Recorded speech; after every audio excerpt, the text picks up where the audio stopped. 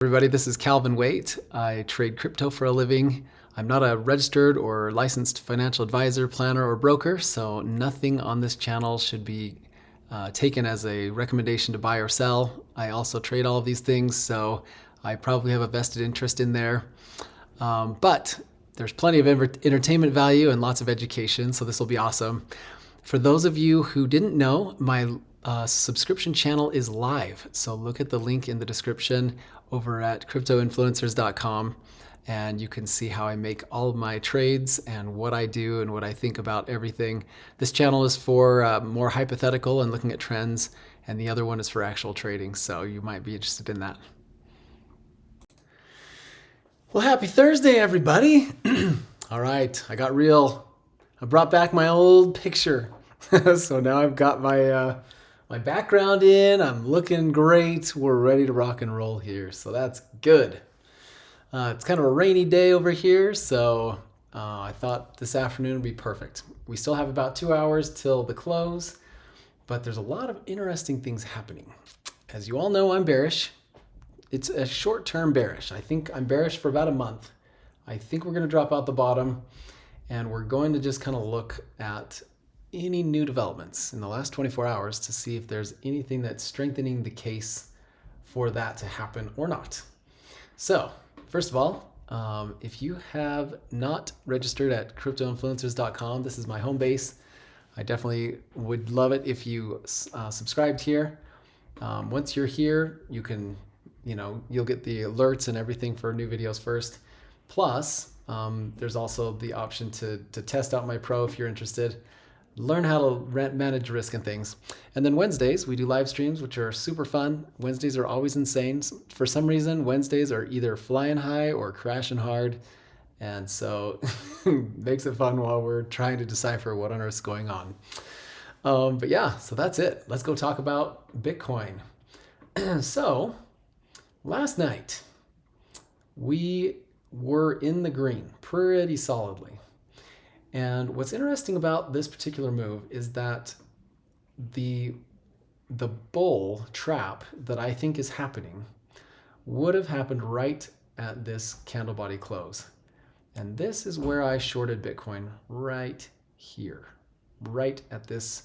Actually, it was right around here. And so this line is my kind of do or die line on my trade.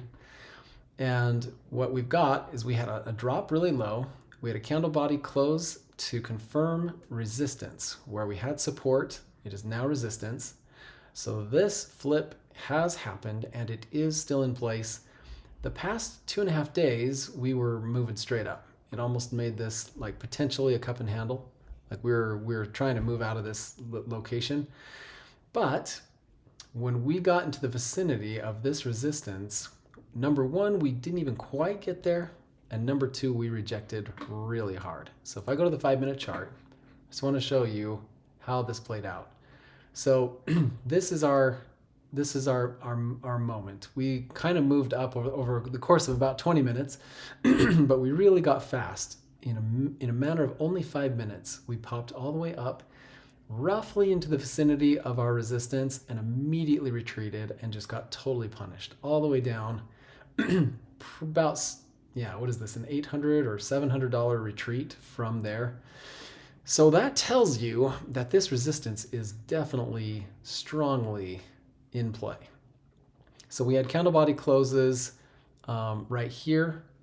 So we had a wick on the top of our daily, and then we resisted candle body close right here. And then we fell off, boom. And then we dropped really, really, really hard. Then we kind of popped back up. We've had a little bit of an attempt to get back up into this range. But the second this wick got right back up into our candle body close on the daily, which was right around this area, we rejected hard. So full consolidation in this area, and our full consolidation has happened below that line. So this is a pretty strong message to the market that we have resistance here. So I try to be as objective as possible. So there are cases. There's a case for the bulls that maybe there is some strength happening because the consolidation that happened in this area is definitely lower than the consolidation that we're currently experiencing. It would take us dropping down into about 28.5 before things started to unravel. And this is on the 5-minute chart. So if I go to the daily, you can see a lot clearer that 28.459. So this about 28.5 is our switching point. This is when things start getting pretty ugly for Bitcoin. And why on earth would I be kind of expecting, or at least hoping, for Bitcoin to drop? Well, because a healthy move to the upside needs the right structure. If I move over to the 2018 move here, this move here, we moved up, consolidated, did not come back for support. Moved up, consolidated, did not come back for support. Moved up and got really volatile. And then we had nothing to fall back on. We had maybe this line here, and we just slipped through it, consolidated in that same area, had a full move to reject off the baseline of these candles here, took a total tumble. Now this range is resistance for this range, and we attempted another move. We were kind of getting a little bit further into the clear, but we just didn't have the structure in the build-up phase. This obviously was unknown. Like, this potentially could have played out much different had the COVID crash not happened. But this move all in one shot really makes it hard to build the right structure on a chart. So we definitely came back a pretty good amount. So let's say this range was the worst case scenario. From our highest candle body close to our lowest candle body close was a 50% drop. 50% is a pretty decent beating. So if we can build the right structure, that retreat should be less. Let me just check and see if our retreat after the second one was any better. Because honestly, I haven't looked at this, so let's look. So here's a case where we did come back for some support. So here we kind of broke out, but we retreated almost immediately, found support here. Then we came up, had a pretty good range, and built a lot of really good structure with higher supports. We pulled back plenty of times. We've created a nice strong level of resistance, and boom, we moved back. We touched this area for support absolutely briefly, and that just gives us so much blue sky to go. And we did. We finally recaptured this high, up through, nice move up here, boom, what did we do? Come right back for support. And this move just went on and on and on. It was finally here where we started to miss. This was a perfect flip. This was close. And we were able to move way, way, way higher. The move was way stronger because we had the right structure. And that's what I want to do for this. I just want the right structure. And the right structure at the beginning makes a big difference. Later on, when the hopium and all the excitement and the FOMO and everything is in there, it's harder to come back and find those supports. So what we want to do is find support now, so that later on, when we're really flying, we can kind of keep an eye out for anything that looks unusual. So a pullback is completely expected. So a couple of other things. You can see how my artwork was pretty close here. I think I drew this, yeah, about a week ago. Not bad. So I followed this 50 pretty closely. I'm kind of getting a little too overestimate-ish right here. But on the whole, we're getting there. 1, 2, 3 days of going sideways, and we're going to lose the 50. So there's some challenges here. Nothing has broken. I drew this candle before yesterday's close, so we closed in the vicinity of our line. This technically, it has moved up to here. This is where our support line is, and this, even though it starts on here, on this candle, this wick here, it has to intersect perfectly with this top. So as precise as humanly possible, this is our resistance band. And it stays resistance as long as we don't have a candle body close outside of it. And you can see it. If I change it from candles to line, you can see that we're still within the bounds of this wedge. So one other thing, now that we are creating a very visible wedge, somebody in the comments, because I read all the comments, sometimes it takes me a day or two to respond, but I do read them all. They're like, this is a bullish wedge. And the reason they say that is because we started here, and then we entered the consolidation here, and the greater than well, let's just do an easy, let's do this. Bullish pennant. So this is the candle formation that they are referring to. So we're coming up from below. We find a buying climax. We fall back. The bears establish their line in the sand. Bulls turn. It's not quite as strong. Bears turn. It's not quite as strong, and we start oscillating within this wedge. Well, the break of the top or the bottom is sort of the directional move that we are expecting. And so if we get a close above, then there's usually a continuation. So bullish pennant, let me just check if there's a ratio. The success rate is 54%. So it's greater than 50%, but it's pretty close. You know what I mean? So this is a bullish pennant, but there are a couple of issues with it. If the bullish pennant had started here, and then we would have moved into the bullish pennant, this would have been a lot cleaner.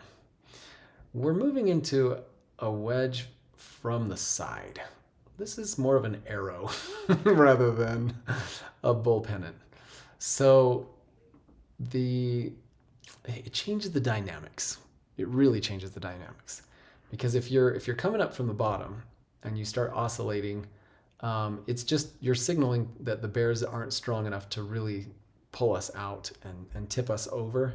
And so that's where the bullish sentiment comes from. Well, the problem with this is that we have had a move. We've had a consolidation. So the emotional part of the bullish pennant happened here. We pulled up. The bears, we proved after many, many months, well, many, many weeks, that the bears had no control over this move. That they tried several times to give us a couple of big candles. Every time it was bought up, and then we broke out to the upside. So this was the continuation.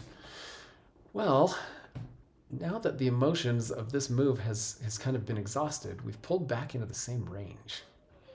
And if we've moved from a higher range, and now we're consolidating and doing a pennant in a lower range, it's saying the formation here, just the emotionality is saying that the bulls didn't have as much as we thought. The bulls were ready to have a continuation, but then it fell apart because we came right back down into our consolidation. So the candle patterns can't really be just kind of looked at in a vacuum. It is true that whatever side breaks out will probably be the trend. So that hasn't happened yet. But I'm not looking at this as that the greater than 50% chance is through the upside, because a lot of the emotions that you'd find in a classic bull pennant have kind of been exhausted. So what I'm seeing is more fatigue than ramping up, increasing strength, getting ready for the next move. Have I been wrong before? Yes, I have. That's just part of trading. That's why we keep positions small. That's why we're always double checking our risk. Where is our risk? What happens in the worst case scenario? We're always reevaluating, and that's what the Pro Channel is for, so that we can look at our entire portfolio in a holistic way and say, where's the exposure? Where am I weak? If something happens, is it catastrophic? Or how bad does it have to get before things get really bad? And that's exactly what we're doing over there. So we're not just throwing darts at a dartboard. We're reevaluating like crazy. But how I like to read charts, I love to read trends and formations and different things. But I'm really looking at what is this chart shape telling me emotionally. And it's that tug of war between bulls and bears. Whose turn is it next? So bear's turn, bull's turn, bear's turn, bull's turn. Both sides are getting weaker. And the bulls had a major move, if you count this all as one move. And the bears have simply tempered the bulls. When the bears finally get back down into this range over here, there's gonna be a lot of fear in this market. And we're kind of reading the fear in this fear and greed index. The fact that we can't quite break out is starting to move us. Where we were in the 70s before, we're kind of dropping down into the 60s. There's a little bit of a sentiment change. And so not that this is a super amazing indicator that like tells us everything we need to know, but it's just saying that a lot of the excitement is starting to wane. And if the excitement is kind of waning at the top of a major move, anything to the downside will create a ton of fear. And I'm just telling you that this is not a bad thing. I think that this would be a perfectly healthy thing for Bitcoin to do for a long-term setup. I don't think anything completely breaks if we come back and find support on the 200-week moving average or the 100-day, or at least get a wick down so that we can intersect the wicks that were here. That kind of structure will be phenomenal for a next move to the upside. Timing-wise, we probably will have another pretty solid move June or July. So if we can get about 3 weeks to a month of downside to establish a bottom, and then move up for another 3 weeks or a month to get up into here, by July we can have a pretty sweet move. And then if we kind of find whatever high we can find in summer, somewhere in here, I would think 37 to 40, somewhere up on our next move, if we can get up into this area in July or June, then we can chill out and temper our move for a while until the halving. And the halving will happen April of 2024. But yeah, I'm just waiting for that structure to be really, I really like the best structure we can possibly get. And so the move intraday, like we can't evaluate close yet because we still have an hour and a half before the close means anything. This could close anywhere, so you don't want to count your chickens before they hatch. But I can evaluate the intraday. And this sudden retreat off of our resistance area tells a lot. It tells me that that there is definitely resistance here. This isn't going to pull up and become a cup and handle, and we're not going to have our next move, most likely. Like, that's just kind of emotionally what I'm seeing. So if this was the bull move, we have a slight bear move. Even if we just went to the bottom of our wedge here, and we had a candle body close on the line, guess where that puts us? Our 50 is at 28,408. And if we closed on the line today, we would be at 28,328. So we're starting to get to the point where anywhere we close on the bottom line of our wedge, we are flipping from green to yellow. And the more you touch a line in a greater frequency, the weaker it becomes. And we've already done the research on this channel. We've touched the 50. We've touched it with 3 wicks. Now we're starting to touch it with candle bodies. So that's weaker. And if we finally get a close below this, we will be in full yellow zone, and a yellow zone exit is usually a 10 to 15% drop. Either 10 to 15, either of those will get us right exactly where we need to be. So the math, the structure, the probabilities, it's all lining up. if you're in a position where your risk tolerance and your position and your portfolio can handle a drop like this, and you're just like, I don't care, I'm just going to wait through it and be just fine, then do. If you're in a place where you're nervous, you're trying to catch everything, then you can reevaluate, and maybe this will be helpful. But even at the very worst, half the battle on trading is emotional. And so if this channel is helping you see what to expect, to know that maybe prices are going to soften for a month is pretty good. It's pretty comfortable from an emotional standpoint. So that helps you not make mistakes. The more emotion you get into your trading, the more mistakes you'll make. When you're really excited, you don't sell when you should. And when you're really scared, you're definitely not buying when you should. So the last thing I wanted to point out, I've made this little matcher, and I've pulled it up here and there. Only recently has the variance been low enough to show you samples of things that are pretty compelling. And so the most recent result, this is using yesterday's close, is actually fairly decent. I like the chart structure on this. Let me move it over so you can actually see it. So what happened is we pulled up, we had a consolidation, we found a high, we've pulled back into our consolidation, and then we've popped up and we've ranged lower than our high. And that's kind of our current structure. Well, the last time we did something similar to this, so here's where we were starting off low, we moved up into, our high sort of happened earlier, according to the, where these numbers are matching. But we had a consolidation that happened lower. And so this entire area that's consolidating mirrors a lot of this. We're kind of consolidating in a range where we were kind of consolidating before and after the high. And we've kind of seen a move to a move that was sort of a bull trap. I would definitely classify this as a bull trap. It just so happens that it lines up perfectly with this. So this is almost a secondary bull trap. But we kind of have a descending triangle happening right here, and we're kind of possibly descending triangle here. If you started the line back here, there's a case perhaps it could be. But either way, the emotions are pretty similar. We had a euphoria, didn't quite get there, a little bit of disappointment in the market, but bulls are still trying. And then what happened next was a little bit of a sell-off. And look how it only lasted a couple of days, 7 or 8 days. And then suddenly we got what we needed. We found the support we needed, and boom, off to the races.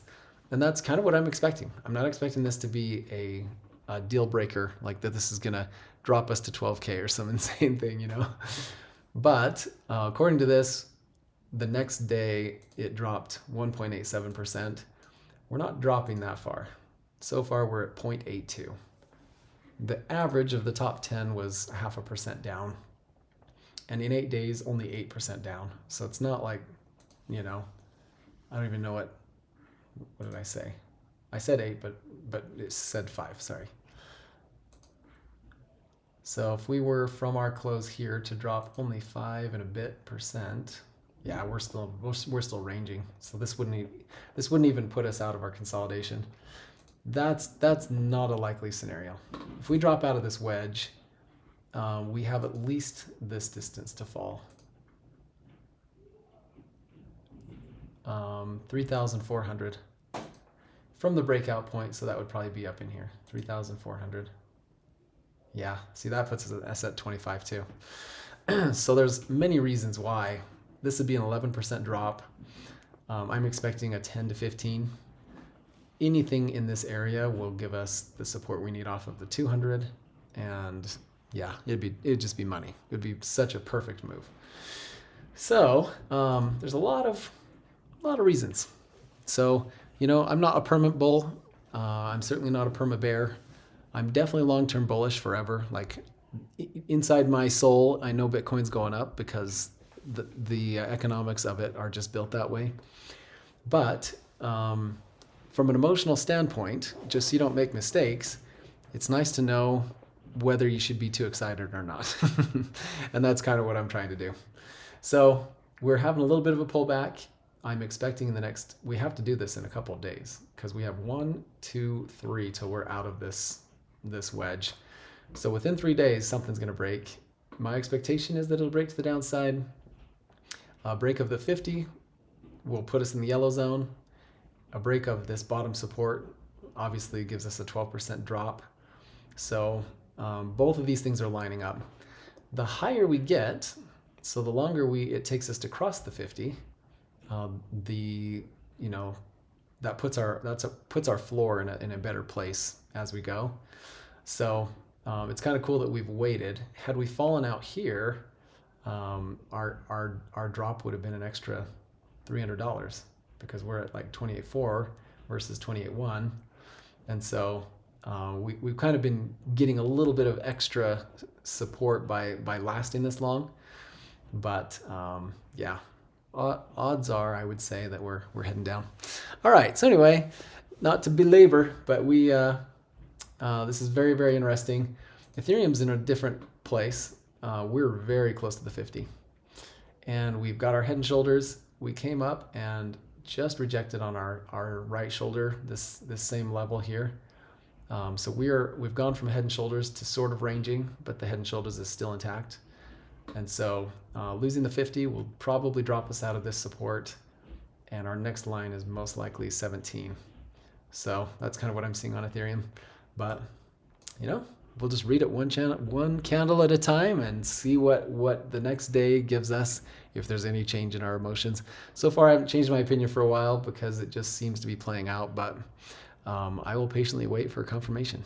All right, guys, we'll let you go there. Thanks for being here. Thanks for making it to the end of my video. Make sure you keep those trades small. Don't force a trade. Don't get impatient. And if you want to see how all this works, please come over and check me out on the subscription channel at cryptoinfluencers.com.